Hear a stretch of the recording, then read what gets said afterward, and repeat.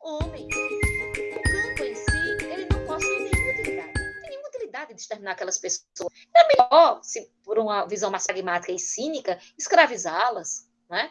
Mas não, o campo, ele dá, inclusive, prejuízo econômico. O seu objetivo é a destruição da pessoa física e moral. A coisa mais perversa do campo é estabelecer um processo de cumplicidade entre vítima e carrasco. Por exemplo, em Auschwitz, na verdade, era um grande complexo, né, de campos, e havia uma parte de Auschwitz que era chamada de Canadá, e nessa parte ficavam as mulheres que eram consideradas mais bonitas, ou mulheres que eram prisioneiras políticas, mas não eram judias, ou algumas judias que foram, de alguma forma, escolhidas para lá, enfim. Havia uma série de questões para que as mulheres compusessem ali o Canadá. E algumas delas que não eram judias, elas foram cooptadas, elas foram obrigadas a trabalhar num prostíbulo em Auschwitz. E existe um documentário, tá, sobre Auschwitz, que agora o nome me foge, mas é fácil de encontrar na internet, em que o início do documentário é uma coisa que me choca muito, que é quando um soldado nazista, ele diz assim, que sente muita falta, um ex-soldado de Auschwitz, que aquilo era um lugar maravilhoso, onde os amigos brincavam e se encontravam, e você diz assim, meu Deus, como é que isso pode ter acontecido? E dentro do documentário, eles tratam sobre a questão da existência desse prostíbulo. E existe uma fala de um judeu sobrevivente de Auschwitz que ele diz assim, que ele trabalhou, né, e ele conseguiu a simpatia de alguns soldados lá no campo, inclusive ele conseguiu trabalhar para um oficial. E ele ganhou uma premiação, né, pela sua produtividade, pelo seu bom trabalho, o direito de frequentar de uma única vez para esse ambiente, né, para esse prostíbulo. E ele disse que a coisa era tão nefasta que quando ele olhou para aquela mulher, ele dizia assim, fazia tanto tempo que eu não tinha tido, que eu não estava com uma mulher, fazia tanto tempo que eu não tinha tido um relacionamento com alguém, que eu só pensava em ter prazer. Eu não pensei em momento algum qual era a posição daquela mulher, em que situação ela se encontrava, não. Eu me preocupei apenas comigo.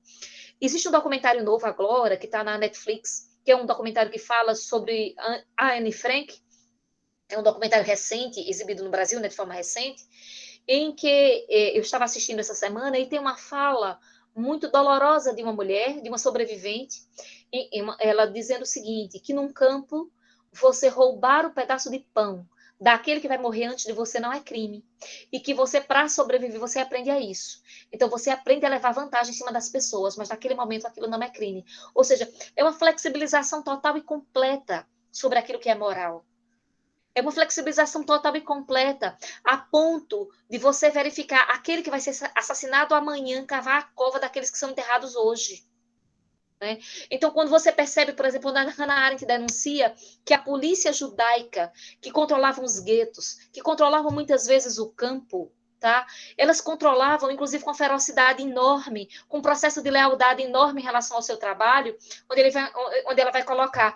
Mas aquilo também era desespero, porque era uma tentativa de fazer um bom trabalho, de ser reconhecido, de salvar a mim, de salvar a minha família. Então, dentro desse processo inicial de desespero, muitas vezes eu compartilho, tá, do trabalho como eu pensou. Mas a grande questão é que chega um determinado momento em que a próxima vítima também sou eu. Né? Então, na verdade, o que se forma dentro desse processo de flexibilização extrema é a morte da pessoa, é a morte da pessoa moral. Então, o homem, ele é formado, ele é composto, ele se transforma em um morto-vivo. Existia no campo, segundo a Arendt, uma atmosfera enorme de realidade, de clima de ficção, de fluidificação de consciências. Era como se as pessoas não tivessem, dizendo assim, vai chegar uma hora que eu vou acordar desse pesadelo. Isso não é possível. Eu começo a matar em mim qualquer forma de sentimento. Eu começo a matar em mim, inclusive, a capacidade de reação. É aquilo que ela chama de domínio total da individualidade. Nem a morte passa a importar. Começa a existir uma resignação absoluta. Dentro desse clima de horror total, eu não consigo mais me reconhecer. E isso só foi possível devido à construção do terror e da ideologia totalitária. Olha, quem quiser ver o emprego de como a ideologia totalitária ela é brutal, existe um livro chamado Mulheres no Nazismo. Eu adquiri esse livro há muitos anos atrás na Livraria Cultura, e ele trata sobre uma farta documentação, ele é um composto por diversas narrativas que estão no Museu do Holocausto. Essas narrativas, elas foram estudadas a posteriori, né? Onde eles falavam sobre a participação da mulher comum no Holocausto, da mulher de soldado, da esposa de alguém que trabalhava no campo, da enfermeira, tá? Da pessoa que fazia a limpeza na casa de um oficial, em que muitas vezes essas pessoas elas matavam os judeus a tiros. Elas tem uma figura muito interessante, eu esqueci agora o sobrenome dela, que é a Ima, acho que vocês devem lembrar, que é uma figura de Auschwitz. Era uma moça que quando a guerra acabou, ela tinha 22 anos. Ela era uma mulher muito bonita. Inclusive, nesse documentário da Anne Frank tem umas imagens dessa moça. E ela era uma sádica. Ela estava lá em Auschwitz para poder torturar as pessoas. Ela se comprazia dentro daquele processo de tortura, né? E eu acho que esse é um dos maiores problemas do mal. É que o mal, muitas vezes, os teóricos do mal, quando a gente enfrenta o mal, a gente não enfrenta o processo do sadismo. E o sadismo é uma coisa muito forte, muito pungente, e que abre-se muito espaço dentro da situação totalitária, dentro da situação de terror. Então, segundo Hannah Arendt, a construção de uma ideologia totalitária foi necessário para que o regime pudesse se colocar. Então, ideologia é a lógica de uma ideia, tendo por objeto a história, a qual a ideia é aplicada. Então, essa ideia é aplicada dentro de uma construção lógica. Tá? Agora, veja, essa construção lógica ela não tem substância, é importante dizer isso. Em vários momentos na obra de Arendt, nós vamos verificar que ela vai dizer que existe uma lógica inerente ao totalitarismo, existe um encadeamento de acontecimentos que vão poder dar substância ao discurso totalitário, né? E vai dizer o seguinte, que as pessoas trocaram o discurso político, né, a ocupação do espaço público pela lógica totalitária. Essa lógica é uma lógica da retórica. Quem já leu Minha Luta de Hitler vai verificar que ele é um livro altamente retórico. Ele é um livro que não tem substância, em que você, quando começa efetivamente a pensar sobre ele, você vai verificar que é muito fácil dele ser desmoronado.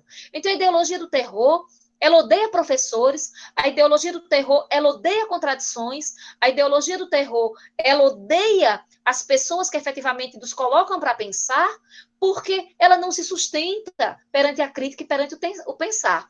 Então, o resultado da aplicação da ideologia totalitária é a revelação de um processo que está em constante mudança.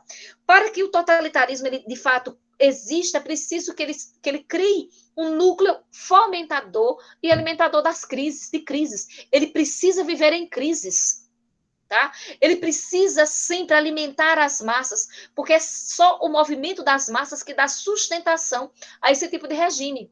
Então, a ideologia trata do encadeamento dos acontecimentos, ou seja, como se eles obedecessem à mesma lei adotada na exposição lógica de uma ideia. Que ideia? É a ideia da consolidação do totalitarismo, da homogeneização da massa, essa ideia da perseguição àquilo que é diferente, a perseguição àquilo que não faz parte dessa massa amorfa. Então, o preparo das vítimas do campo acontece através da lógica inerente ao totalitarismo. O homem se torna submisso a essa lógica, renuncia à sua liberdade e se curva perante a tirania.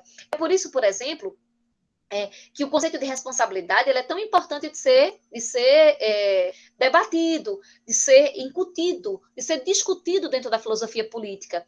Por que isso é importante? Isso é importante porque as pessoas elas têm que ter uma ideia, têm que ter uma consciência em relação àquilo que elas ajudam a fazer. Tá? E essa ajuda pode ser ajuda por omissão, e essa ajuda por omissão ela é terrível, porque é aquele momento em que eu não me comprometo, eu estou pensando apenas em mim, eu não quero fazer parte daquilo, mas eu não faço nada para impedir. Isso é muito grave. Então, a gente pode dizer que o processo de ideologia e terror é voltado, né? Ele se constrói através de 3 períodos, da loucura, da coerência e da paranoia. A loucura, num determinado período, onde aquelas ideias parecem estapafúrdias, elas parecem absurdas, onde aquele que fala sobre a construção do totalitarismo, ele nos traz ideias que parecem que elas não são críveis. No segundo momento, essas ideias ganham coerência, elas ganham uma lógica do discurso, elas ganham um arcabouço retórico, para que elas se tornem palatáveis. E a propaganda tem um papel de fundamental importância nesse determinado momento. É preciso conscientizar as pessoas de que aquela propaganda está correta, de que é preciso combater o mal. Um mal imaginário, porque na realidade o mal sou eu que estou promovendo a propaganda. E no terceiro momento se estabelece uma situação de paranoia. Segundo Arendt, paranoia são as deduções, né? São as deduções sistemáticas de um espírito isolado a partir de uma premissa erigida em absoluto. Então, sou eu que estou aqui sozinho, eu, indivíduo atomizado, isolado, que começo a imaginar as coisas. É preciso combater os comunistas, é preciso acabar com os judeus, é preciso destruir os loucos, é preciso exterminar os homossexuais, então é preciso limpar a sociedade. A paranoia se dá dentro de um processo em que já não se faz mais necessária a propaganda, eu já me torno convertido àquela determinada ideologia. Eu ganho, né? Eu tenho aquilo que ela chama de camisa de força da lógica, ou seja, é a recusa em aceitar a verdade. O verdadeiro delírio é a confirmação constante da escolha totalitária na aceitação de uma mentira descarada ou de uma tese pseudocientífica, através de um fechamento rígido em direção ao mundo, pela recusa de toda a faxicidade considerada dissoante. É toda tentativa de desestabilizar, tá? O regime, ele deve ser sufocado na origem. Então, quem é que é o inimigo? O inimigo é qualquer pessoa. Na sociedade totalitária, o inimigo é alguém que lê um livro que é considerado subversivo. É o indivíduo que, por um acaso, em um determinado momento, ele fez uma palestra, ele fez uma fala, ele deu uma aula, em que aquela aula pode ser considerada inimiga do regime. Então, se faz necessário retirar o mal pela raiz. Dentro desse processo de loucura, você cria um processo de vigia, tá? De vigília constante, onde um passa a vigiar o outro e se entrega a qualquer pessoa para o regime, porque ela vai ser contra o regime. As pessoas se recusam a pensar. Daí vem esse vazio do pensar. Tá? Eu sou um soldado do regime, e na qualidade de soldado do regime eu mataria até o meu pai. Como disse o Adolf Eichmann, né? Ele está aí inteiramente cooptado pelo regime. E ele ampara as suas ideias, as suas teorias, através disso que a gente chama de pseudociência. Então, as universidades não serão fechadas, mas todo aquele que é considerado inimigo do regime, ele deve ser retirado. As universidades, elas vão produzir aquilo que a gente chama de pseudociência e que hoje em dia a gente também chama de anticiência. O que é isso? O que é anticiência? O que é antifilosofia? É a construção de um arcabouço ideológico que eu trago, que eu revisto com o discurso científico ou com o discurso filosófico, mas na realidade, aquele discurso, ele é extremamente voltado para a construção de uma ideologia que não é da pluralidade. Tá? É uma ideologia em que eu desvirtuo, é uma ideologia da desinformação. Por isso que esse discurso é tão perigoso, por isso que esse discurso ele tem que ser combatido. Não tem aquela fala, né? Não basta apenas não ser racista, é preciso ser antirracista? Pois é. Não basta apenas não ser fascista, é preciso ser antifascista. É preciso combater o mal na origem, não no sentido totalitário, mas no sentido de consciência que o indivíduo diz, puxa, como é fácil ser cooptado por uma situação como essa. Então, a ideologia do terror, né, ela é faltada pela mobilidade e criação de crises na manipulação das massas, e a organização nazista, ela se constitui um rio flexível e fluido, que visa contornar todo o limite e evitar todo o constrangimento que emana do exterior ou de suas próprias profundezas. Então, o que é que ele deseja? Ele deseja, né, dentro desse rio flexível, ele deseja um processo de construção. Olha, lembra mais uma vez aquela estrutura da cebola, né? Então, ele quer tornar-se um todo homogêneo, em que da liderança surge todo um processo de construção em relação às periferias, em relação à criação de um novo mundo, em que a profundeza se dá efetivamente dentro de um processo de crença. A gente pode dizer, inclusive, né, que é uma questão de uma... Até Antônio trouxe um texto sobre isso lá no nosso primeiro encontro, é uma nova dimensão do sagrado, em que o sagrado agora ele não está colocado dentro de uma questão metafísica, mas ele agora é colocado dentro de um vácuo da ausência do pensar, onde a substituição do sacro se dá pela liderança constituída, pela liderança do terror constituída. A Hannah Arendt não faz essa leitura, mas essa leitura é muito presente, é muito pungente dentro dos nossos estudos sobre totalitarismo. E a lei, né? Antes a gente dizia que o totalitarismo se diferencia da tirania porque ele não é contra a lei, ele tem todo um arcabouço legislativo. Então, a Hannah Arendt denuncia um novo papel da lei. ela passa por estranhas transposições, ou seja, ela não tem a condição formal do universal, ela não tem a positividade concreta do particular, ela é ao mesmo tempo indefinida, instantânea, abstrata e fluida, ela é a vontade do Führer. Ela é a vontade de Führer que veio, ela é a vontade do Führer que se institucionaliza como a própria lei. É o Führer que não existe Constituição, a vontade dele é a própria Constituição. Então, a lei, assim como todo o arcabouço normativo, né? Nós podemos dizer que tudo, a política, tudo se transforma em um movimento sem substância e que conduz à aparição de um programa. Então, a solução final é um dos programas do nazismo. Então, a eficácia do movimento, ele depende do papel do líder, de sua suprema liberdade. Ele não é obrigado, olha que papel o líder tem. Ele não é obrigado a respeitar nenhuma regra fixa, nem mesmo as suas próprias decisões e declarações anteriores. Ele pode se contradizer o tempo inteiro, mas ele não vai perder a fidelidade dos liderados, porque eles vão entender que aquelas contradições são necessárias para coaptar novos membros, para poder justificar a fala do líder em relação ao mundo exterior, aos outros países que não são totalitários, tá? Eles vão encontrar uma justificativa, sempre uma justificativa, mas não vão conseguir compreender o processo de contradição. Então, a destruição dos direitos do homem se dá dentro desse processo, né, como consequência da morte jurídica.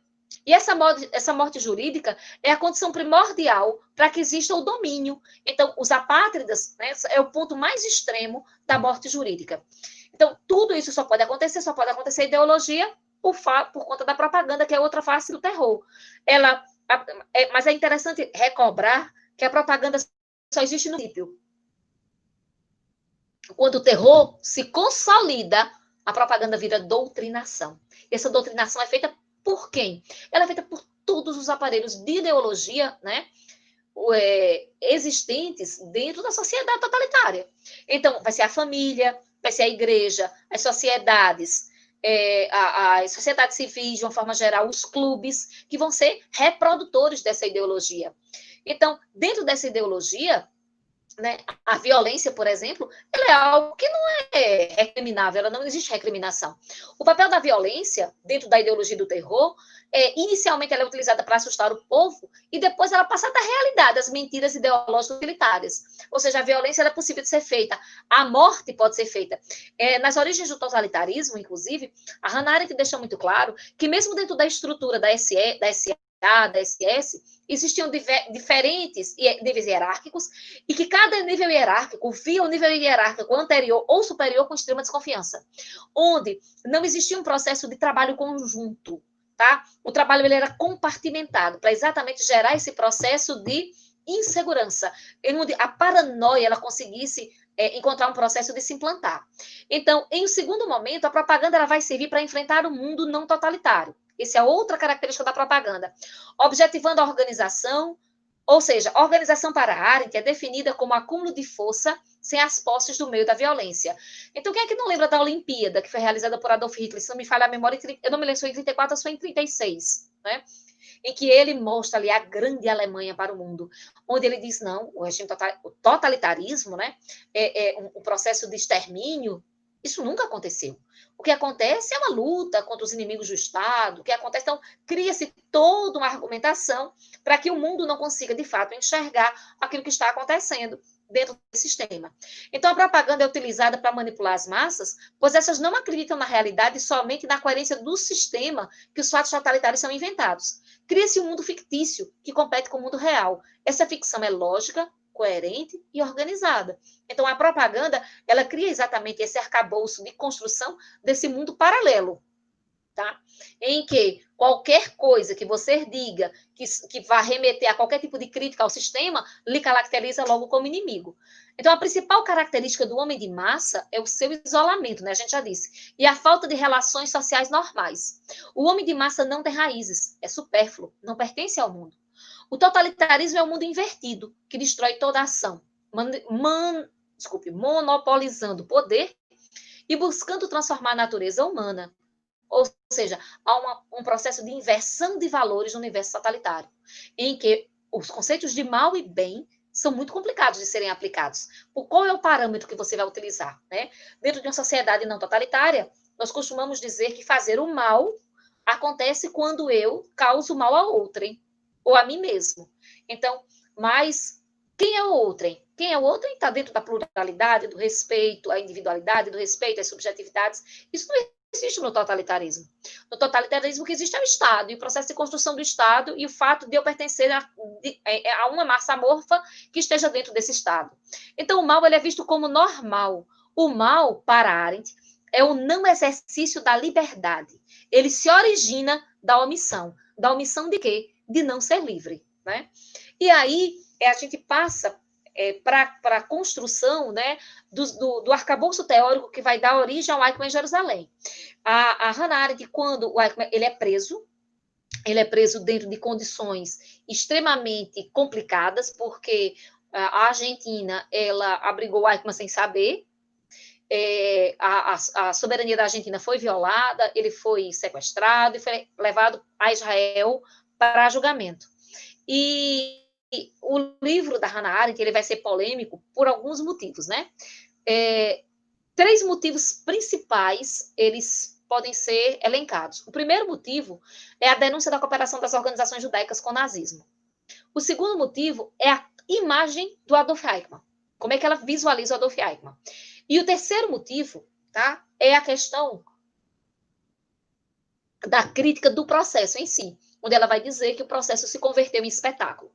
Então, no início do livro, né, o livro ela começa tratando de que ela rejeita 2 teses que vão ser colocadas nesse julgamento. Né? Ela faz uma crítica a 2 teses. A primeira tese é que existe a cumplicidade limitada a raros responsáveis, ou seja, que se deve, os tribunais que julgam os nazistas, né, eles devem julgar os cabeças, os mais importantes, as pessoas que, de fato, tiveram participação direta no nazismo.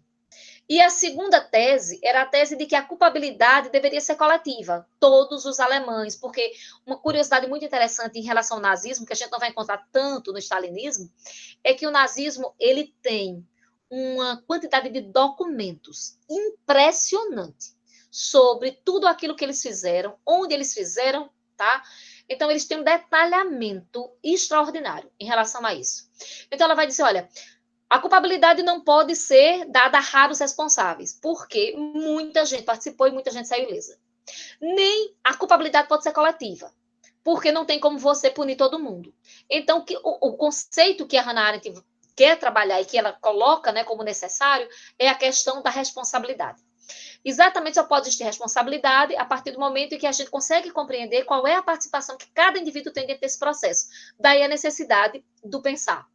A Hannah Arendt, ela vai também abrir mão de encarar esse processo dentro do arcabouço do mito da vítima, onde ela vai dizer que os judeus no julgamento queriam substituir a sua própria história e trazer uma análise da responsabilidade do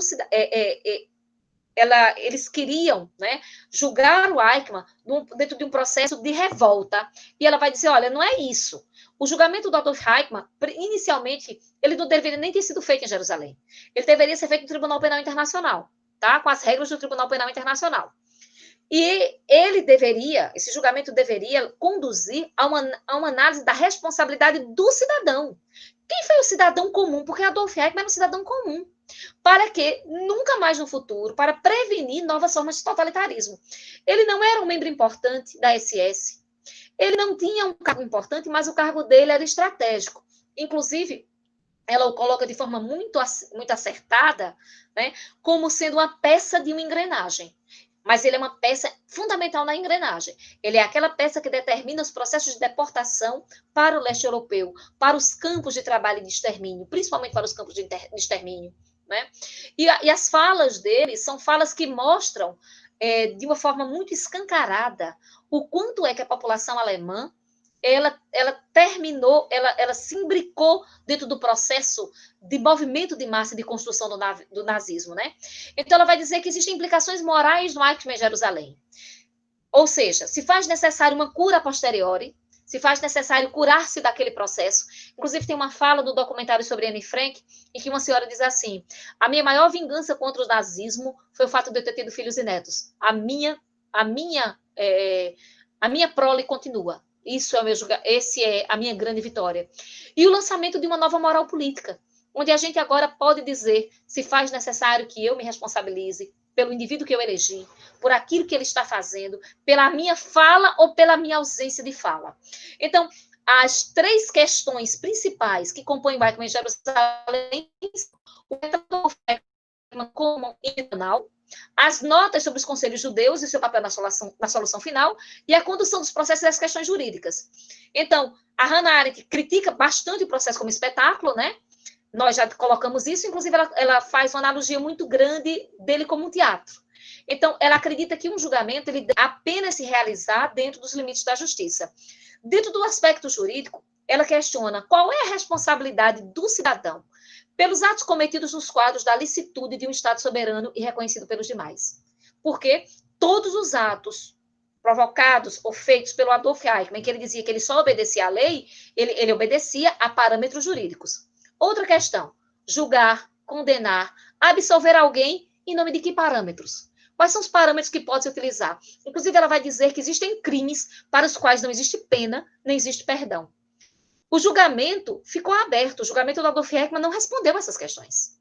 Exatamente por isso, ela vai dizer que o fim pedagógico dele não foi alcançado. Ele não serviu de parâmetros para outros julgamentos a posteriori, né?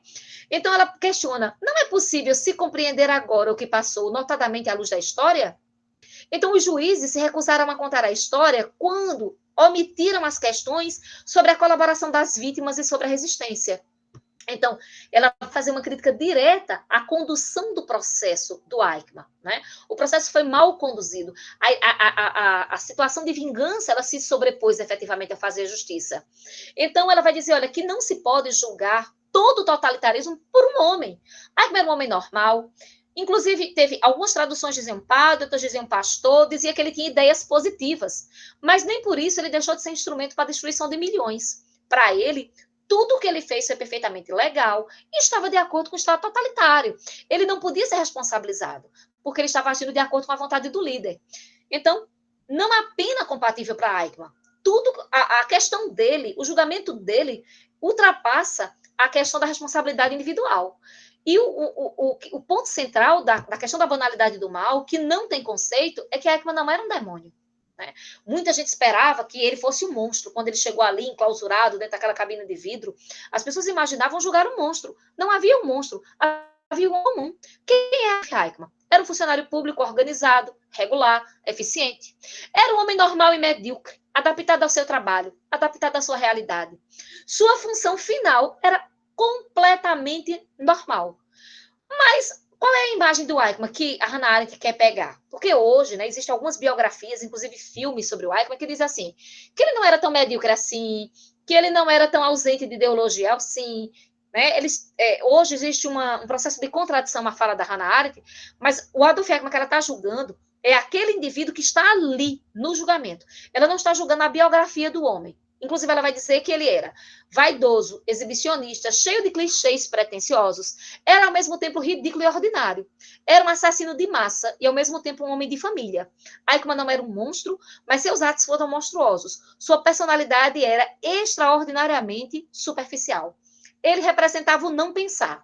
Não era estúpido, mas possuía uma curiosa e autêntica incapacidade de pensar, uma falta de desejo de pensar. Era filho da classe média baixa. Como eu disse, né, ele nunca leu o Mein Kampf, só se filiou à SS para conseguir um emprego, sempre foi tratado na SS como socialmente inferior, e ele era extremamente apegado à educação e às regras de comportamento. Ele se perturbava muito mais por um equívoco comportamental cometido do que, de fato, por ter tirado a vida de milhões de pessoas, por ter ajudado naquele processo de engrenagem, porque ele dizia que ele mesmo nunca matou nenhum judeu e que ele mesmo não era antissemita. Eichmann, o que ele desejava, e veja como isso é perigoso, era ter sucesso e fazer parte da boa sociedade. Ele só conhecia a linguagem administrativa, não pronunciava nada que não fosse um clichê e adorava repetir frases de efeito. Inclusive, né, antes de morrer, ele pede como último desejo, eu já estou acabando, viu, gente? Ele pede como último desejo tomar meia garrafa de vinho, é dado a ele, e ele, que diz no processo o tempo inteiro que não acreditava na vida após a morte, se despede dos companheiros e diz assim, nós nos encontraremos na outra vida, ou algo semelhante nesse sentido. Ou seja, é mais um clichê.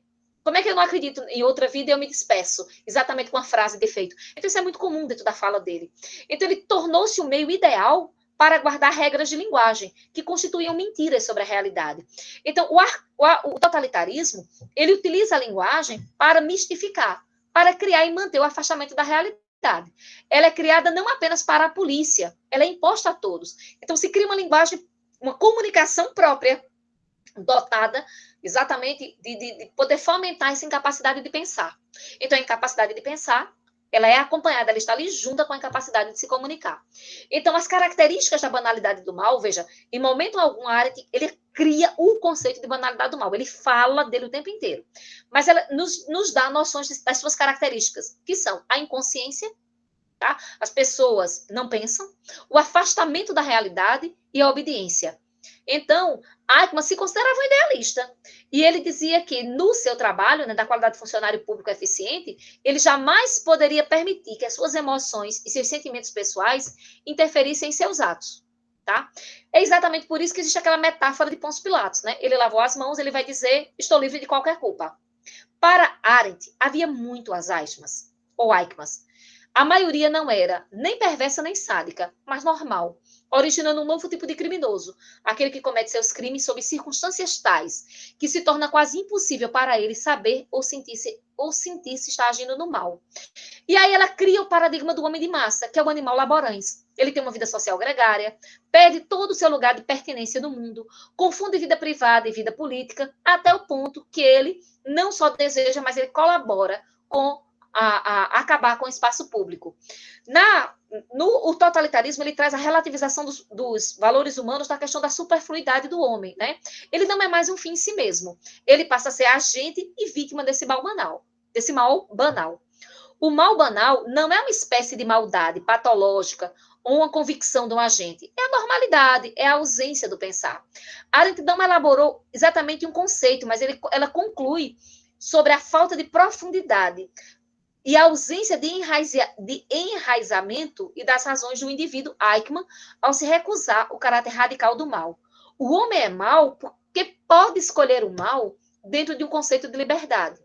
O mal é radical porque tem profundidade. Apenas o bem é radical para Hannah Arendt. O que refere à sua aparência, o mal é sempre superficial.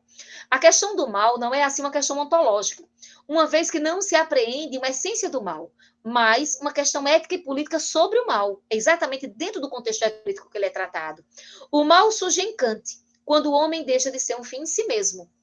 A adesão do mal ao mal se dá com a total submissão a uma heteronomia extrema, que não permite nenhum escrúpulo, nenhuma hesitação, não se comove com o rosto pronto para o abate e entregue à mais absoluta desorientação.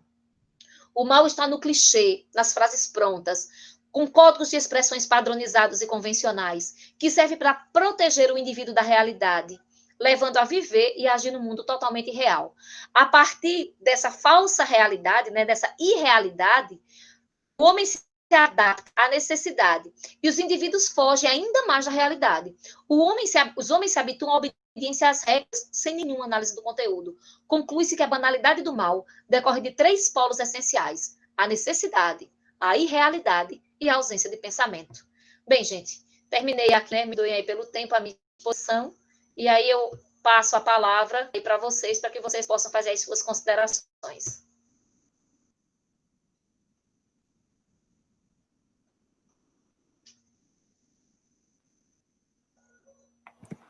Professora, no chat, durante a apresentação da senhora, tiveram algumas sugestões de leitura.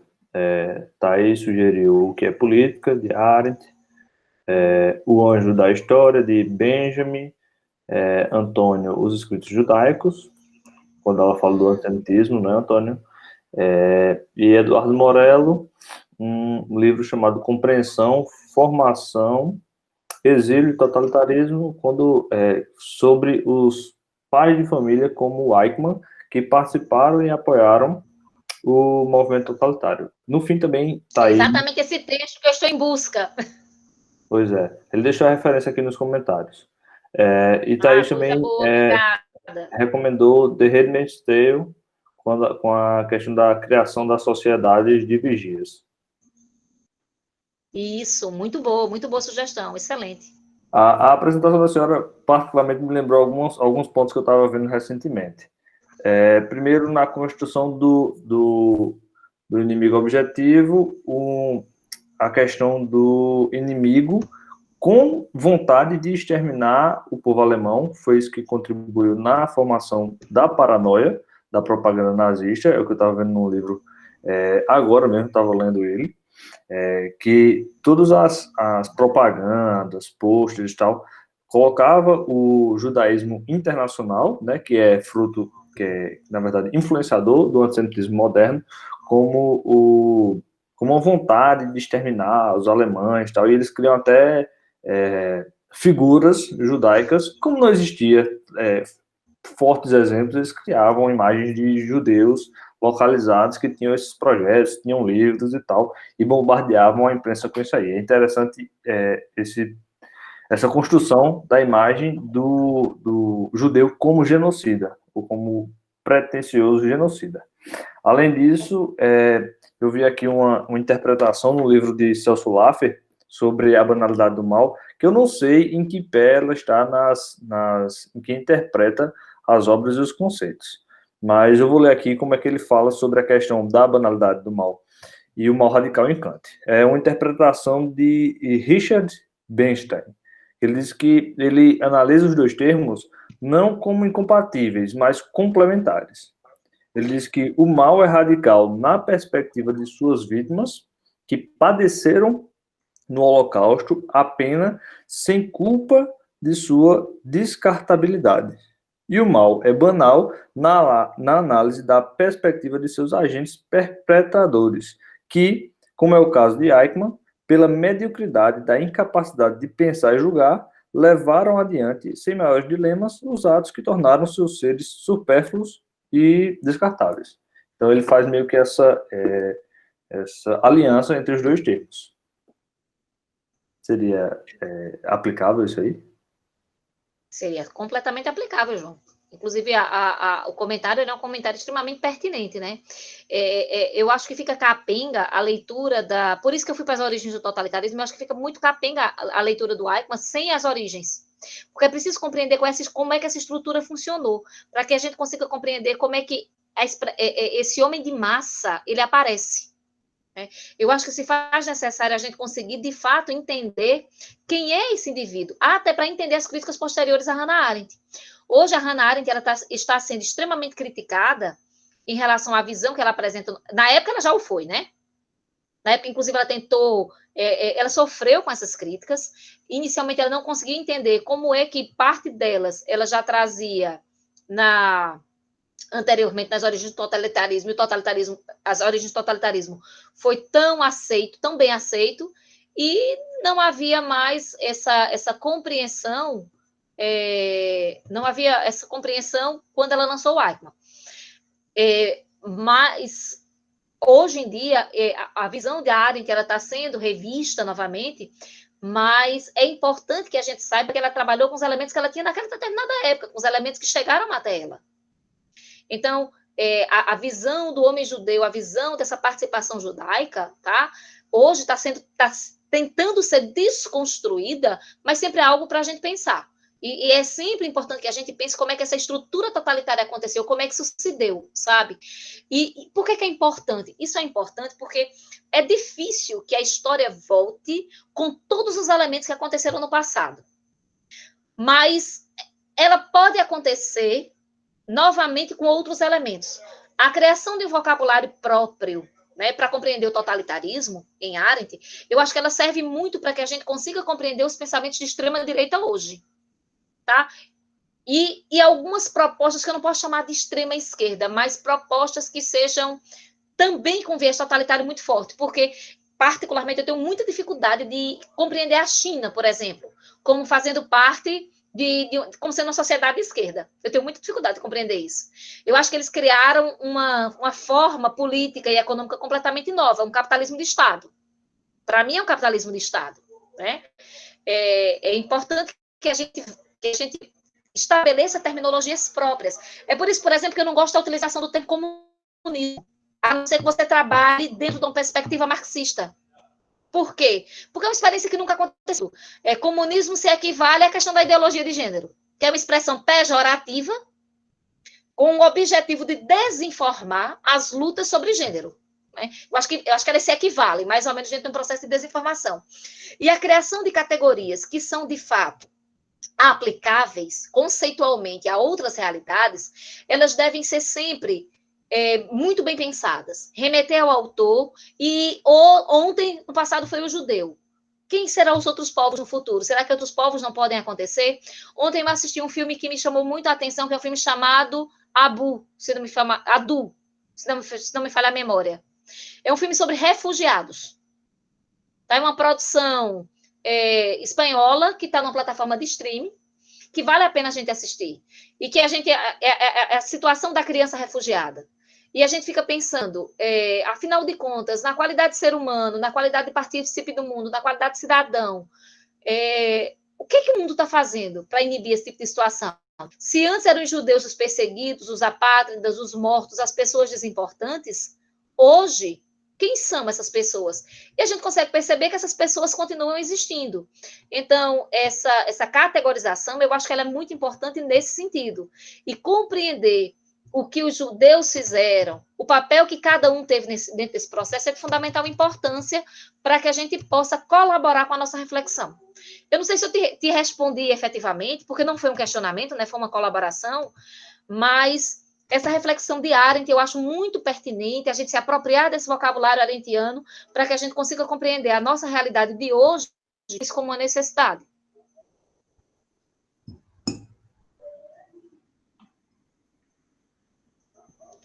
E aí? Muito obrigado, professor. Pronto, posso fazer minhas considerações em relação à fala. Tomei nota de alguns pontos da sua fala, professora. Eu fui dos que não li por completo o texto da professora Nádia Sock, o livro, mas assim, eu li o artigo que ela fala em relação ao livro. E eu fui tomando nota de alguns pontos que me chamaram a atenção, porque a gente debate tanto totalitarismo que a cada leitura que nós fazemos é um novo caminho, é um novo percurso sobre um tema que é muito vasto. Pelo próprio exercício da palavra totalitarismo, o radicalismo vai nos dizer sempre o processo, estarmos em processo e processo de leitura. Eu estou terminando, estou na metade de um ensaio que é sobre o perdão, em Hannah Arendt. Eu estou me adentrando num texto sobre ação, o capítulo sobre ação, e dois termos chamam a atenção: imprevisibilidade, e o outro termo eu tenho que ver, irreversibilidade. São termos que, dentro da narrativa da Arendt, nos dá uma categoria temporal, uma categoria fenomênica bem interessante. E o que eu anotei aqui é que 3 palavras: passado, presente e futuro. Na temporalidade do passado, é um ato já praticado. E quando isso de forma direta. E quando nós estamos lendo a Arendt nos deixa em alerta. Não como a coruja de Minerva, mas sim como um galo que a todo dia canta e a todo dia nos orienta que o totalitarismo não é algo somente do passado. Seus elementos são presentes e não é à toa que o número de publicações e o número de termos sobre o totalitarismo com propaganda como isso, e abrindo parêntese, o Facebook retirou as contas da família Bolsonaro do ar. Essa foi a notícia de agora, enquanto a gente estava debatendo. Ou seja, foi uma tomada de decisão bem forte da empresa. Fecho parêntese. E sobre essa questão do passado, dentro dessa narrativa, a grande questão não é o futuro, o que nos espera. É esse presente. Esse presente como uma mistura de passado e futuro, nos dá uma categoria nova, que é uma categoria de origem, uma categoria de vivência. Quando eu vejo a sua fala final, professora, sobre a questão do perdão, que a Arendt vai dizer que há crimes imperdoáveis, eu concordo. E a Arendt sabia muito bem disso. Qual é o direito dentro da categoria humana, qual é o direito do humano tirar a vida do outro? Qual é o direito que um pai ou a mãe tem de perdoar um assassino do filho? Eu estou me adentrando nessas perguntas e estou assim, dentro do texto, me chocando de que o perdão ele é mais fácil do que levar propriamente à vingança. São um paralelo muito forte entre o perdão e a vingança, principalmente como é que a testemunha ou testemunho de um campo vai perdoar seus algozes. Acho que o maior perdão para as vítimas foram ver aqueles que foram ao julgamento. E foram um julgamento em Nuremberg, e fazendo um comparativo a Eichmann, era preciso aquela lavagem de alma do povo judeu naquele momento. Eichmann representou isso naquele momento. E vendo essa categoria do perdão, vendo a categoria da promessa, Arendt, ela, dentro do futuro, dentro desse tempo futuro, ela vai nos deixar que a promessa é aquela responsabilidade que nós temos de não compactuarmos com o totalitarismo ou qualquer outro tipo de mal radical. Essa promessa dá condição ao homem de nós nos vermos e termos a condição de sair do deserto. Essa é a grande questão da promessa. A promessa é intuir ou indicar essa responsabilidade que nós temos enquanto pertencentes a um espaço público. O totalitarismo negou a participação mais simples, que foi a liberdade de ter acesso ao espaço público. Não foi somente ser levado ao campo, mas pelos pequenos detalhes é que o totalitarismo se torna esse novo tão velho, ou esse novo tão cruel para a história política da humanidade. E o outro ponto, assim, a observação que eu anotei, foi essa questão do espanto. Essa questão do espanto me chamou muita atenção, de que tanto o totalitarismo quanto nós nos espantamos pelo novo. Nós temos essa de nos espantar. E esse espanto me remeteu que, se o espanto é uma categoria de proteção, o espanto seria uma similaridade com o medo. Nós, quando temos medo, nós não fazemos algo. Mas na categoria do totalitarismo, o que o medo representou à sociedade alemã daquele tempo? A sociedade alemã, com medo de quem? Do Führer, se pôs a estar em universidades no lugar do seu mestre. O maior exemplo que nós temos é o Heidegger. Mas o medo na política representa o quê? Essa é uma questão que eu quero pensar conjuntamente com vocês, porque o medo, quando é categorizado à política, é muito... Eu não sei a palavra certa, mas não é um impedimento, mas também é uma proteção para nós. E para terminar, essa semana eu terminei de ler o Karl Jaspers, só compartilhando com vocês, a questão da culpa e os 4 tipos de culpa que ele nos representa.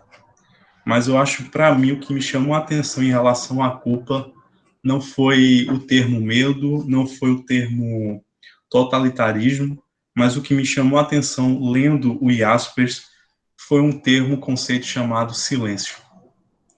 E o silêncio foi algo que me chamou a atenção dentro do seu pensamento, que o silêncio não é apenas uma culpa, uma forma tácita de acordo que nós somos do direito, uma forma tácita de concordância.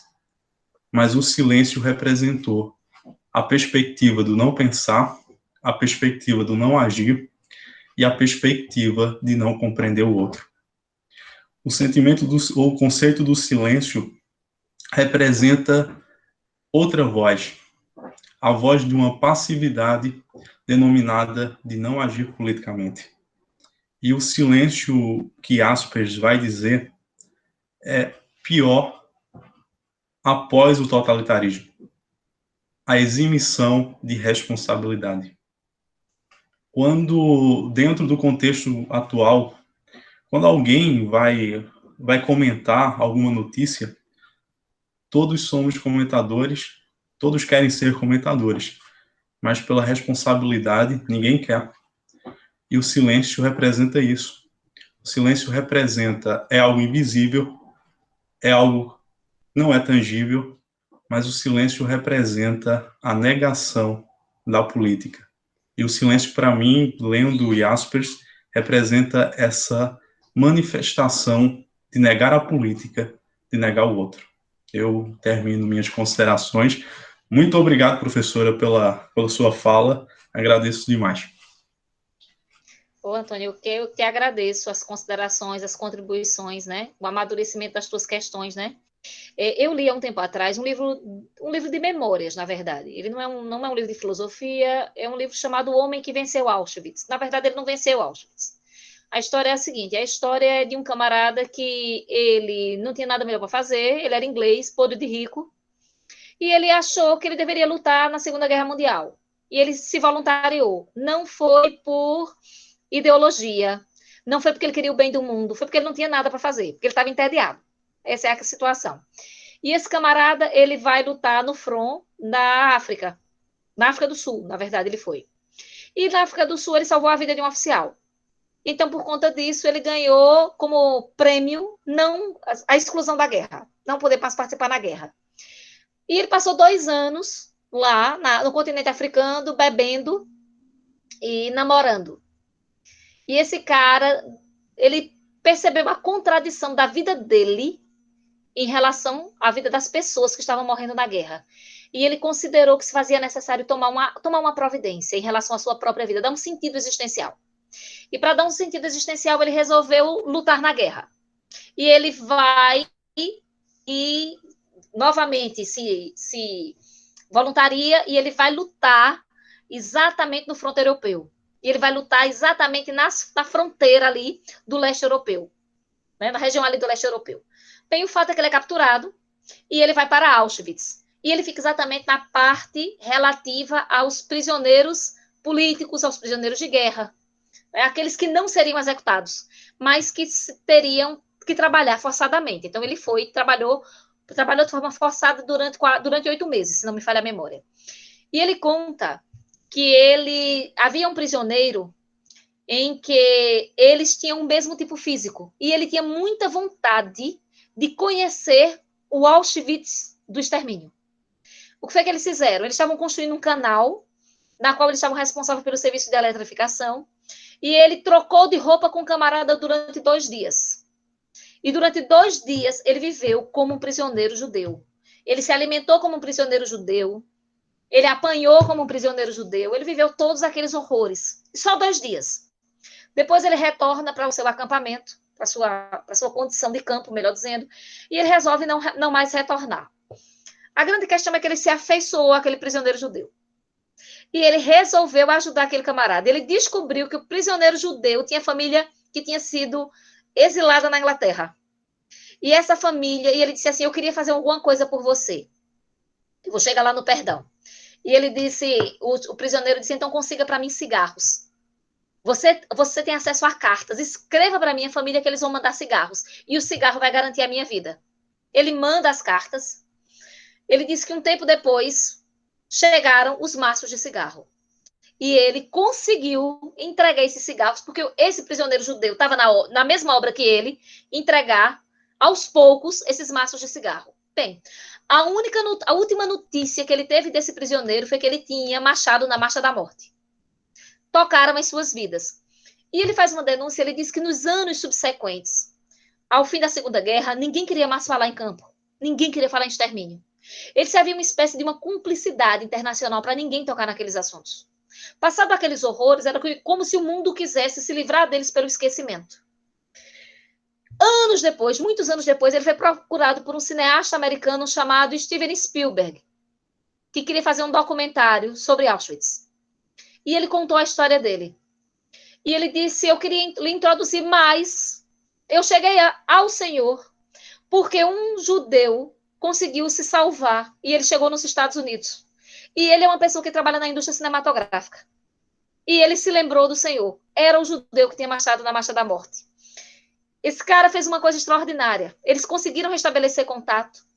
E esse judeu que agora estava nos Estados Unidos disse a ele o seguinte: eu não odeio os nazistas.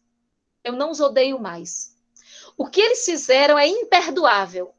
Mas eu tive que partir por um processo não de esquecimento, mas de perdão, para conseguir ir adiante.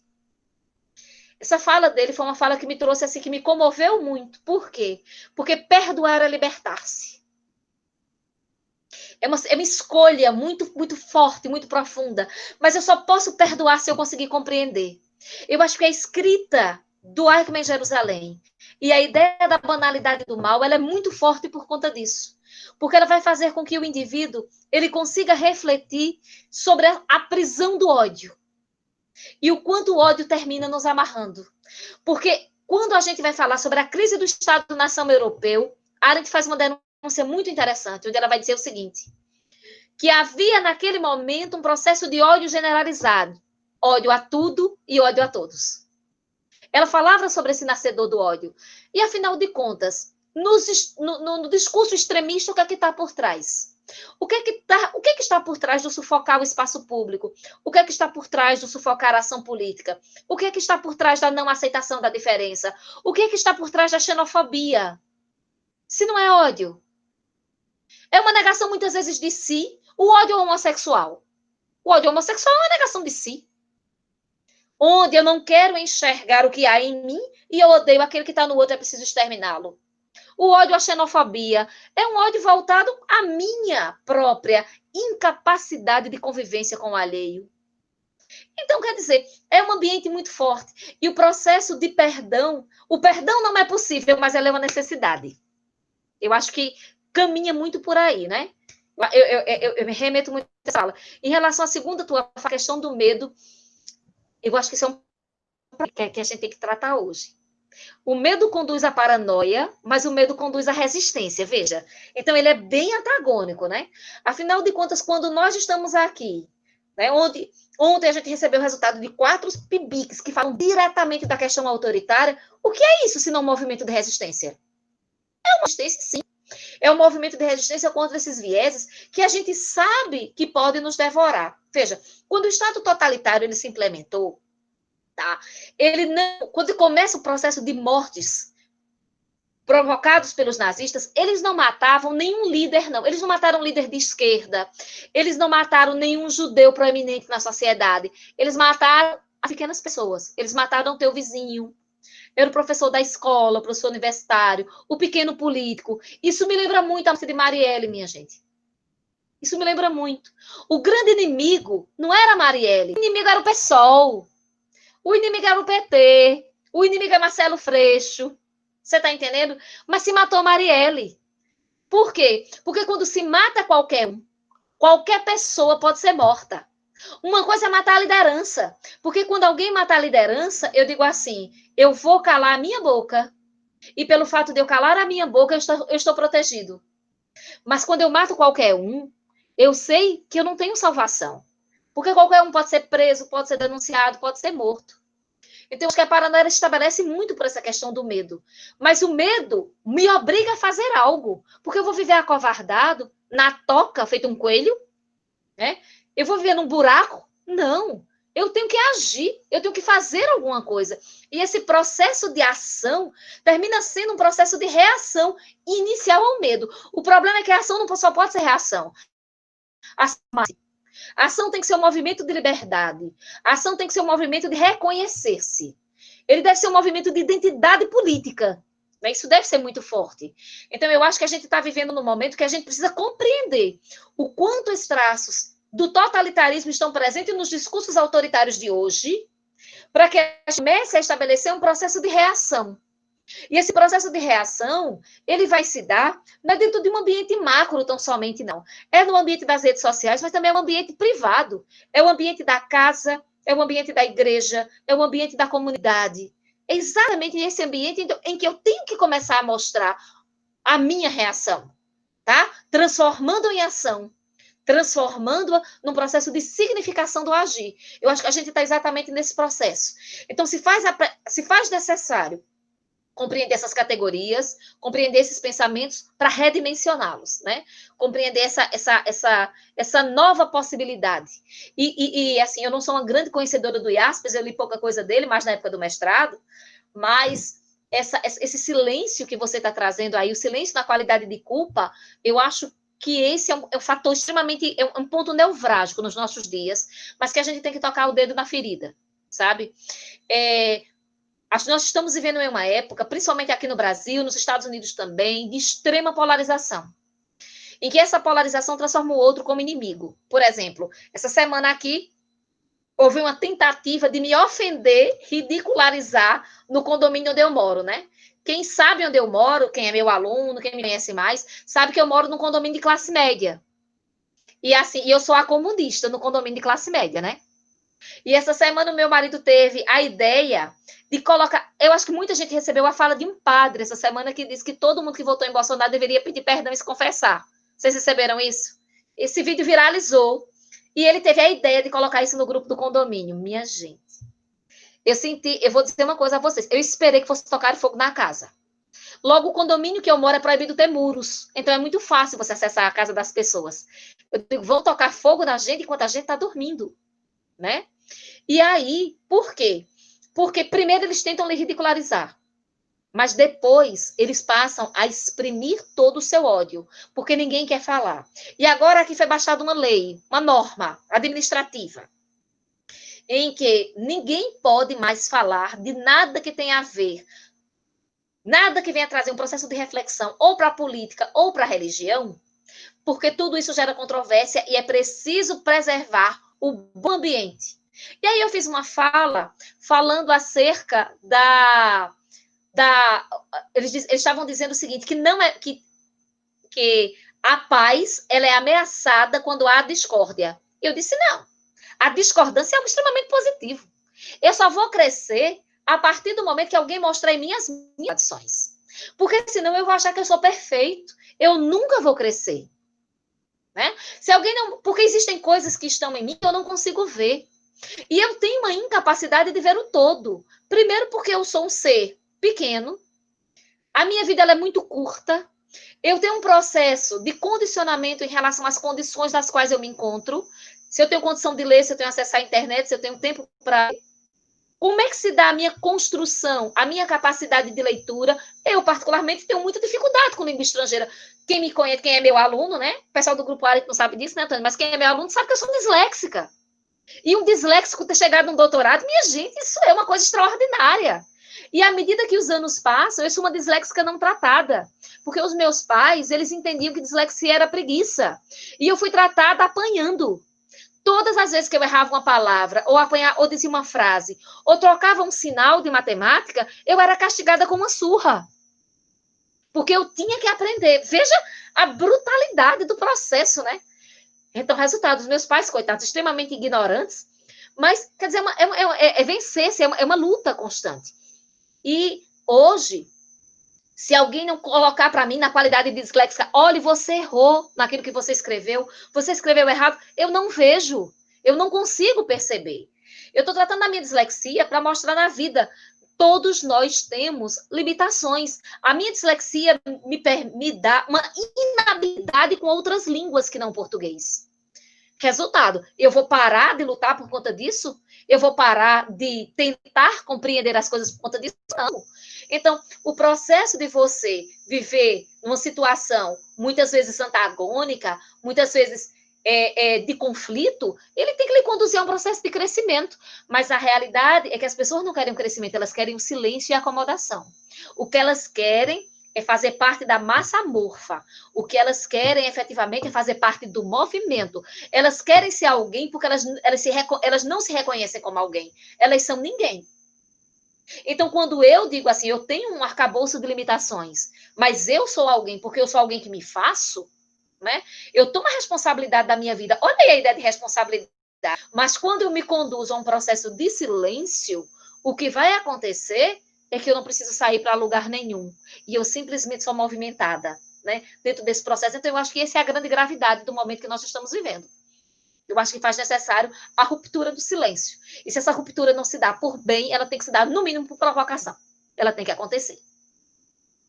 Enquanto a senhora, eu agradeço primeiramente pelas suas considerações sobre as palavras que eu falei sobre reflexão, mas eu estava lembrando uma passagem bem interessante, de que tem relação, sobre uma leitura sobre escravidão na segunda escolástica, de que o senhor de escravo, para ser combatido, ele poderia ficar em silêncio e não dizer que era um senhor de escravo, mas na confissão ele tinha que dizer. Os padres usavam a confissão para ele dizer, só, tu tem que confessar tua culpa, porque isso é contra a natureza divina. E só para concluir, o horário está bem avançado, a discussão está muito boa. No texto, a tradição do pensamento, está no texto A Promessa da Política, da Arendt, ela vai tratar sobre isso. E eu abro aspas para uma citação dela.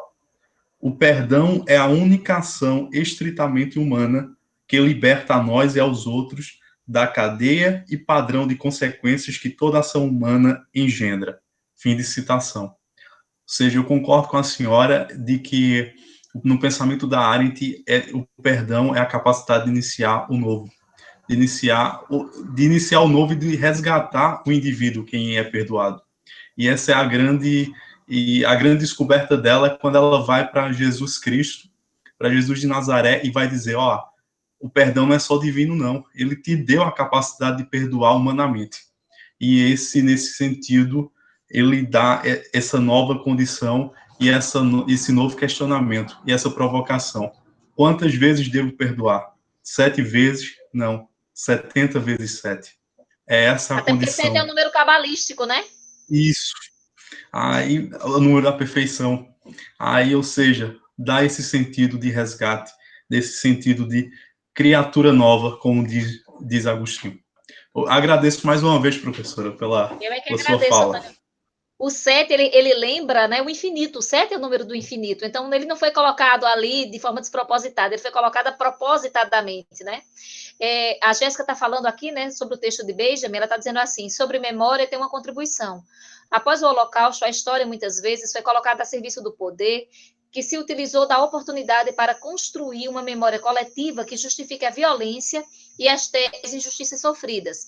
Benjamin, em tese sobre o conceito de história, diz que as narrativas do passado são geralmente contadas pelos vencedores e não pelos vencidos. E assim, a imagem construída do passado, do presente, é repleta de isenção de vozes não ouvidas e silenciadas. Pois é, e existe, né, um grande movimento da história para que a história dos vencidos sejam escritas, né? E é muito importante compreender categorias. O pensamento político diário, que eu acho muito interessante nesse sentido, não só nesse sentido, mas nesse sentido especificamente, porque a partir do momento em que ela coloca você, eu, qualquer um na condição de historiador, a partir do momento em que nós conseguimos ter essa percepção mais de perto da história, nós podemos compreender e julgar a história. Então, ela amplia muito o conceito da história, porque, assim, eu também eu tenho muito receio, algumas pessoas dizem que eu sou muito conservadora, né? Talvez até seja mesmo, mas eu tenho algum receio de alguns movimentos extremistas. Vou dizer, o ano passado eu escrevi um texto curto para um jornal, deu uma confusão desgraçada esse texto, todos vocês conhecem, né?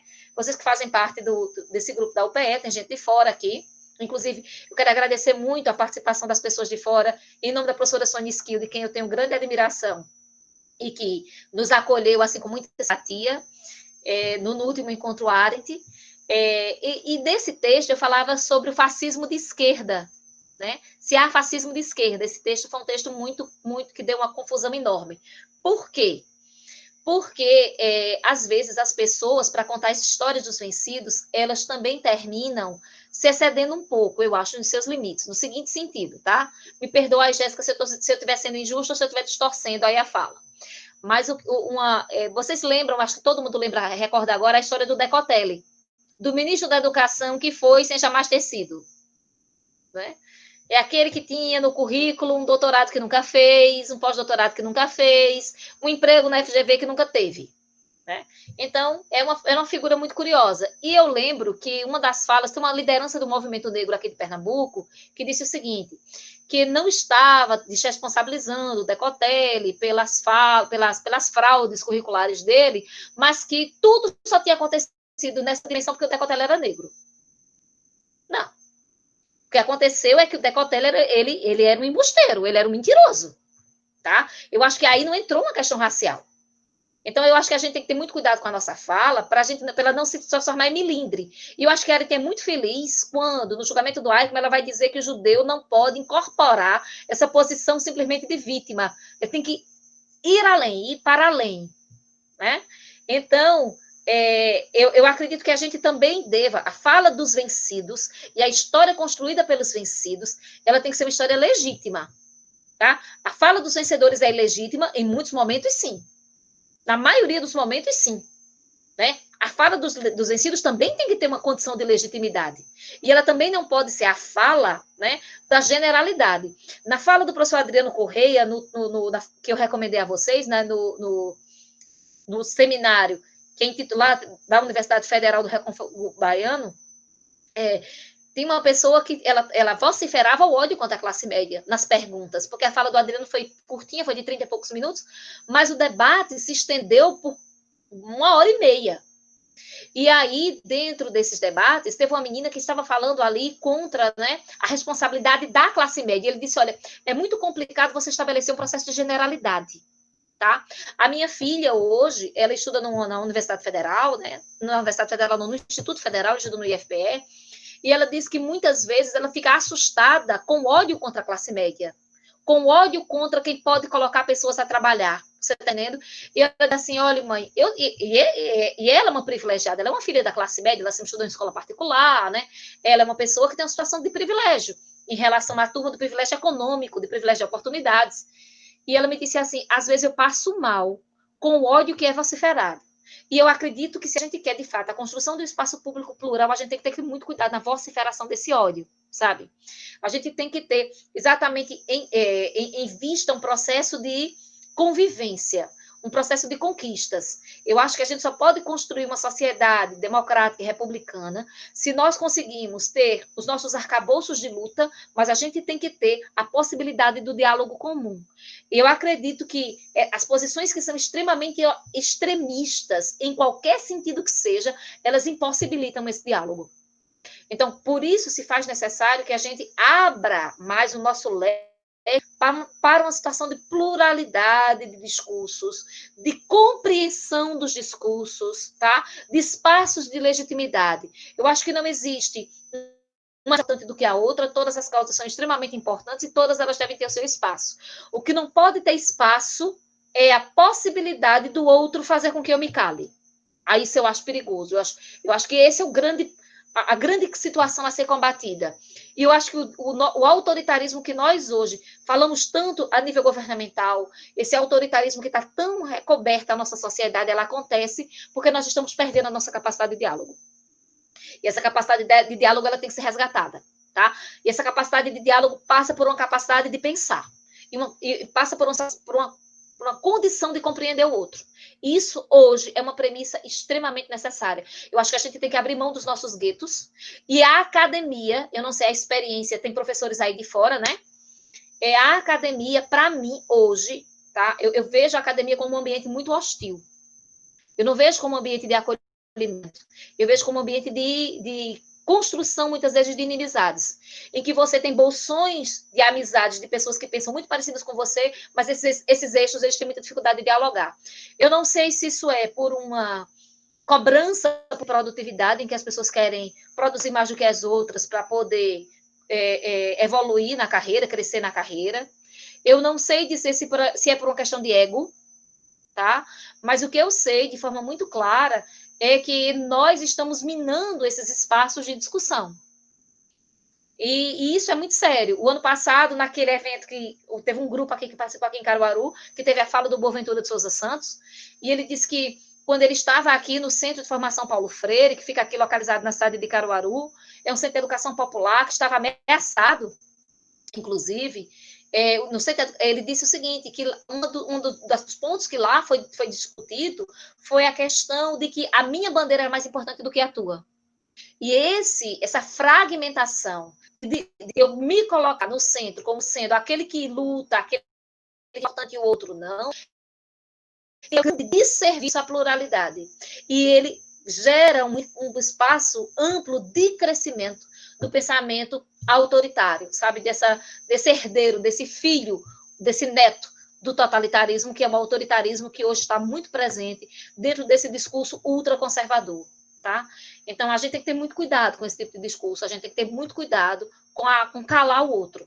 E eu acho que quando a gente lê Eichmann em Jerusalém, quando a gente verifica essa inabilidade do pensar, essa incapacidade do pensar, não incapacidade natural, mas por uma questão de liberdade, o indivíduo que não deseja pensar, que abre mão do pensamento, é uma situação que a gente tem que discutir hoje. Pois não, professora Sônia, pode fazer aí sua questão.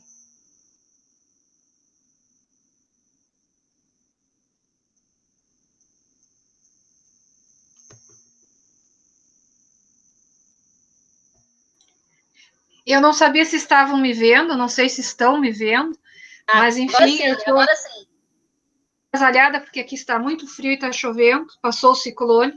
Desculpa, eu não queria lhe interromper, porque eu estou gostando muito de ouvi-la. Tá? Eu soube que na outra discussão que você participou, me permita te chamar de você e não de senhora, né? Mas eu não pude porque tenho compromissos vários com a universidade. Mas, enfim, isso que tu estás falando, eu tenho falado também, né? A partir dos pressupostos arendidianos. E eu te pergunto, para ver se você concorda ou não com a leitura que eu faço, de que você não acredita, como eu, de que muitas dessas coisas que tu estás dizendo acontecem porque nós estamos imersos numa sociedade da massa, como a Arendt teorizou? Concordo, professora, inteiramente. E eu acho que hoje a gente está vendo isso de uma forma muito mais acentuada, porque na época da Arendt a gente não tinha o neoliberalismo. E eu acho que o neoliberalismo ele termina, né, sendo um ingrediente fundamental para que essa massa ela se torne cada vez mais amorfa e essa inversão de valores, não no sentido nietzscheano, mas no sentido arendtiano mesmo, ela termine se apresentando. Eu vejo, né, hoje como nós estamos possuindo um crescimento universitário, um crescimento da técnica, muito voltado para um preconceito em relação às ciências humanas, em relação a toda forma de desenvolvimento do pensar ser voltado para uma questão da técnica no sentido daquilo que gera dinheiro, daquilo que gera crescimento econômico, mas tudo aquilo que não gera crescimento econômico termina sendo extremamente negligenciado. E o quanto é que nós vivemos hoje um agravamento na crise educacional. Nós hoje temos um modelo de escola extremamente voltado para e apenas para o mercado de trabalho, onde os processos de reflexão eles terminam sendo completamente colocados escanteados. Eles terminam sendo colocados de massa. E hoje a gente vê como sendo o sonho da maioria dos nossos jovens, principalmente os jovens que se encontram incluídos na sociedade, todos voltados à questão da aquisição. Né? E vejo com muita preocupação, dentro do movimento evangélico, o discurso da meritocracia. Eu acho que o discurso da meritocracia no movimento evangélico, ele termina fazendo com que, aprimorando esse processo de construção de massa e de não pensar. Eu acho que hoje o movimento neopentecostal brasileiro, ele deve ser estudado com muita coragem e com muito cuidado, porque hoje a gente consegue perceber que já existe, mesmo fora dele, mas dentro das periferias das grandes cidades, principalmente dentro das periferias das capitais brasileiras, uma grande dificuldade já de discutir questões relativas à subjetividade. Então, existe um problema dialógico, na minha opinião, muito sério, e que a gente precisa repensar o nosso modelo educacional, o nosso modelo de discurso e o nosso modelo democrático. Isso que tu estás falando, eu me preocupo bastante, mas um aluno, uma vez, ele me fez uma observação que eu acabei adotando e me parece muito interessante, aliás, agora um ex-aluno, né, que às vezes a gente fala a massa, como se fossem os outros. E aí eu tenho me perguntado, tenho observado as minhas atitudes para ver quais são as atitudes de massa que eu tenho. Porque nós não podemos falar que os outros são da massa. Nós somos da massa. Todos nós que nascemos depois, ali de 1914, nós já nascemos numa sociedade da massa. E isso é preocupante, porque eu vou te ser sincera, eu não consigo discutir com certas pessoas. Porque, para mim, aquilo que elas dizem é evidente que não funciona. Mas o meu maior problema em não conversar com a maior parte das pessoas é que elas só falam e não ouvem. Então, assim, nós temos esses problemas de ego, de formação, de argumentação, e a escola está também nessa sociedade da massa. E isso tudo eu me preocupo, mas eu concordo contigo quando tu disseste que a gente começa em casa. Né? Em casa. E aí eu tenho alunos muito inteligentes esse semestre, como tem em todos, mas esse semestre especialmente, porque a gente está com essas aulas virtuais, e eles perguntam assim, como fazer isso, né? Como, aonde se começa essa coisa que nos currículos das escolas a gente escreve como conscientizar? E a resposta é, na nossa casa, conosco mesmo. A Arendt escreveu isso muito bem quando ela fala do Sócrates, do 2 em 1, né? Mas eu acredito que nós começamos a falhar desde nós mesmos. Quando você expôs, por exemplo, que você tem as suas limitações, eu pensei assim, pois é, gostei muito porque eu tenho as minhas. Mas é muito difícil assumir para si mesmo. Eu e você temos uma caminhada, nossos jovens estão começando. E eu acho assim que está faltando também aquilo que a Hannah Arendt percebeu no Kant, que são modelos. Né? Nós temos modelos muito ruins de professores. Né? Colegas nossos são muito ruins, e às vezes até eu, né? Mas eu até me policio um pouco, mas enfim, eu acredito que isso que tu estás colocando é tudo muito interessante. Eu fico contente, assim, que tenhamos bastante rostos jovens, né? Porque, afinal de contas, o futuro é deles e não nosso, né? O nosso é a velhice, bem próxima, né? Deles é a maturidade. Então, assim, é muito interessante te ouvir falar assim, eu gosto muito. Eu vou sair porque eu não gosto muito de aparecer, ainda mais que eu estou ficando com os cabelos brancos, né? Então, assim, agradeço muito, podem continuar a discussão, fazendo questões, e espero que nós nos encontremos pessoalmente e virtualmente ainda várias vezes. Eu acho que eu conheço, né, Antônio? Sim, acho que eu já te encontrei em eventos. Ele já foi para 2 encontros de Arendt, né, Antônio? Sim, e o último foi em Natal, que a gente participou, a gente foi no mesmo voo, professora Sônia. Ah, certo.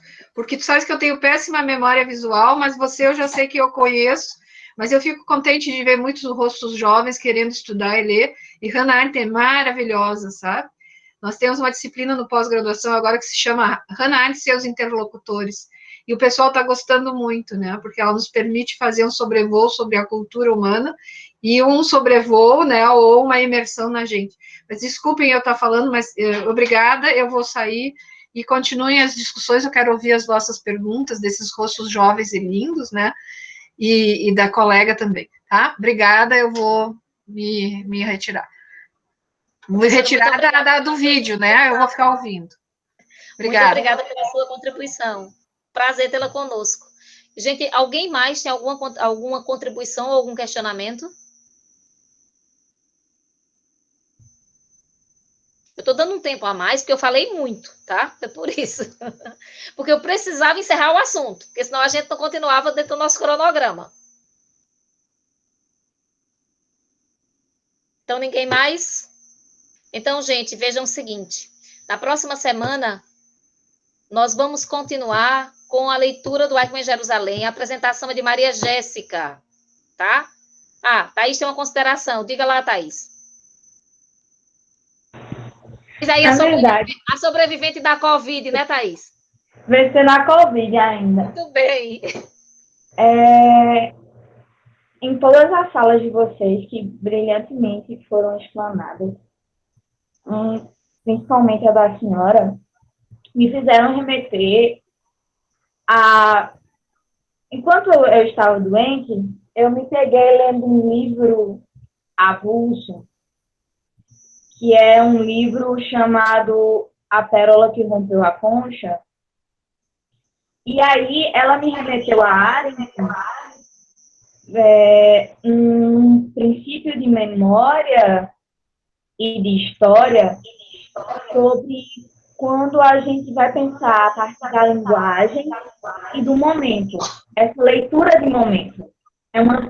O momento, ele fica na história como se fosse ele fica na história pelas suas leituras, ainda que ele tenha um registro material. Mas ele se concretiza na história através de suas leituras. E aí, eu chamo o Benjamin, e junto com a Hannah Arendt, porque a Arendt, ela compartilha, junto com seus colegas, que ela tem muita afinidade, e com o Benjamin ela tem essa congruência muito forte, de que rememorar o momento, rever a história, recontar a história, repensar a história, é se permitir lançar a luz a partir do meu presente sobre um passado que foi vivido. E o momento presente e o futuro, ainda que a gente precise de uma ideia de desconstrução, de progressividade histórica, ela nos permite fazer leituras enquanto sujeitos do nosso local. E aí, durante esse processo de leitura, esse livro me remeteu ao conceito de presente, porque a personagem que eu estava lendo, o nome dela, em árabe, significa presente, e a ideia de presente para a personagem era essa ideia daquilo que é passado à frente, daquilo que é passado de mão em mão, como uma tradição, como algo que se seguiria. Porque a personagem, nos seus dilemas, ela é algo que não pertence a ninguém, mas ela é algo que vai passando de mão em mão para poder sobreviver. E aí eu fico me perguntando, quando eu penso em Hannah Arendt, e penso na questão das leituras de história e das leituras de momento, é sobre o quanto a gente, nesses arroubos de paixão, a gente se pega muito pelo ódio ao outro e não se pega pela ideia. E é isso que a Hannah Arendt fala. Eu não posso criar um ódio ao outro, mas eu tenho que compreender o que ele diz. É necessário compreender o que ele diz. E rememorar o momento é contemplar o que ele disse no contexto que ele disse. Por isso, a espacialidade do julgamento que a Arendt fala sobre a vivência dela quando ela se defronta com Eichmann, mas ela também se coloca nesse dilema entre pensar a sobrevivência, rememorar esse momento e o que fazer com essa reflexão. Eu acho que o nosso estado é justamente esse estado que a gente tem presente, que vai passar para frente, mas que a gente ainda não resolveu se relembrar, não resolveu se rememorar, ou se permitiu relançar luzes. Não sei se eu fui clara na minha fala, mas para mim me passa justamente essa ideia de que a gente passa as coisas para frente sem pensar nelas, sem saber o que é que o presente vai levar para alguém, o que é que ele significa. Sua fala é muito poética, Thaís, né? Uma fala muito, como vem aí da literatura, né? Uma fala muito poética. Eu tenho algumas considerações em relação à tua fala. A primeira, afinal de contas, será que não está na hora? Quer dizer, já passou da hora, mas o que é que a gente precisa pensar em relação a esse mito iluminista do progresso? Será que a história efetivamente é esse progresso? Tá? Então, será que efetivamente, como é que isso vai acontecer? Como é que eu acho que a gente precisa discutir seriamente filosofia da história, para que a gente consiga entender o que é essa história. Você está entendendo? Até porque, como eu coloquei, hoje em dia tem um conceito que me incomoda muito, Não no sentido negativo, mas te incomoda no sentido de provocar que eu consiga ter lugar de fala, por exemplo. Tá? É uma coisa que me incomoda, porque, assim, hoje em dia, por exemplo, quando só eu posso contar a história, porque só eu tenho aquele local de fala, eu fico me perguntando, sim, mas quem sou eu? Porque, particularmente, eu tenho uma dificuldade muito grande de me reconhecer, por exemplo. Eu tenho uma dificuldade de me dizer que eu sou uma mulher branca, porque eu não sou uma mulher branca. Você está entendendo? Mas o movimento negro diz que eu não sou negra. Meu cabelo está sem química nenhuma depois da pandemia, né? Está aqui no original. Quer dizer, é um cabelo mais para liso, efetivamente, do que para um cabelo semi-cacheado, vamos dizer assim. Então, resultado, é um cabelo mais de mulher branca, entendeu? Mas, em compensação, metade da minha família é negra. A minha bisavó, ela foi capturada dentro de uma aldeia indígena. O marido dela, bonzinho que era, amarrou ela durante 3 meses para ela amansar. E aí ela foi viver com ele, forçadamente, depois ela se acostumou. Ela dizia que tinha se acostumado com a vida. Então, quer dizer, você tem aí um processo de interconexão racial muito forte, né, dentro dessa origem. Então, a pessoa vai dizer assim, mas você é uma mulher de classe média. Sim, mas eu venho de onde? Eu venho de uma família que não tinha banheiro em casa. A maioria dos meus tios não tinha banheiro em casa. E aquela casinha que ficava lá no quintal, que era uma lata cavada no chão. Eu conheci essa realidade. Eu conheci a realidade da fome. Eu, particularmente, nunca passei fome. Mas, grande parte... A minha mãe passou fome. Né? A minha mãe, durante dias, não se tinha o que comer dentro de casa. Então, quer dizer, eu não conheci de forma... Mas conheci a necessidade, a dificuldade. Conheci dificuldade. De só ter aquilo e só ter aquilo. Eu sou aluna de escola pública, não vim de escola particular.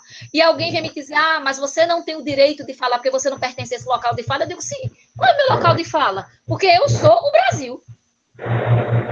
E eu acho que a maioria de vocês também. Se vocês forem pegar a historicidade de vocês também são o Brasil. Então, resultado. Eu tenho algumas dificuldades em relação a esses conceitos, você está entendendo? Porque eu acho que a gente tem que pensar muito, e muito seriamente sobre compreender a história. Compreender a nossa historicidade e compreender o processo histórico no qual nós estamos imersos. Tá?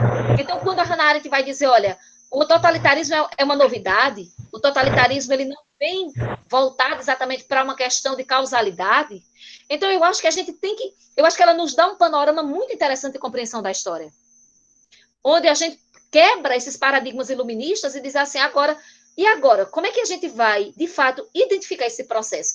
E a gente tem uma série de autores que nos ajudam a esse processo de discussão, tá? E a gente precisa buscar uma compreensão dessa realidade, e sabendo que a gente não vai ter uma compreensão uniforme dessa realidade, e que é bom que não tenha.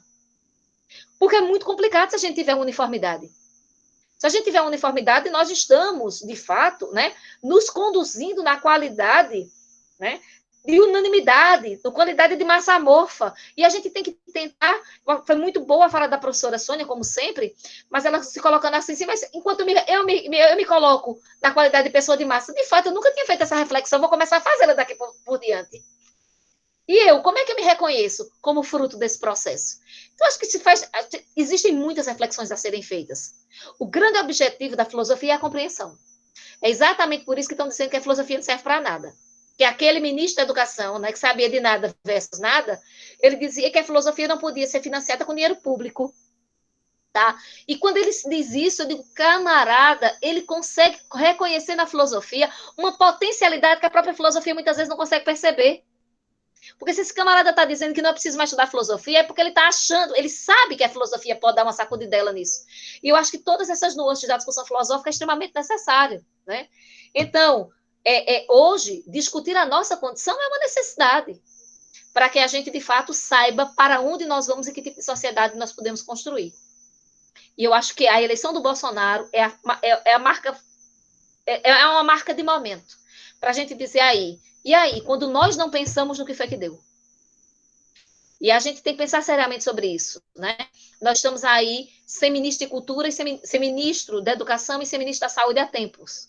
E segundo os bastidores nos contam, é porque as pessoas não querem assumir. E a gente, que governo é esse que as pessoas não querem assumir cargos? É muito sério isso. Isso não é uma fala de oposição, simplesmente não. Isso é uma fala de construção de país. Para onde é que nós estamos construindo esse país? Para onde é que nós estamos indo? Que rumo é esse? que nós estamos tentando dar. Então, se faz necessário, sim, pensar, para que a gente saiba para onde ir, a gente compreender qual é o sentido da história, da nossa historicidade, e compreendermos, afinal de contas, qual é o sentido de mundo que nós estamos buscando dar, sabe? Então, esse é um ponto que é urgente discutir, porque é muito fácil não discutir, é muito fácil deixar o outro pensar por mim, mas é preciso sair do casulo. A saída do casulo é dolorosa, a saída do casulo a gente apanha, né? Mas a saída do casulo é necessária, tá? Então, minha gente, em virtude do horário, né? Eu agradeço demais a participação de vocês.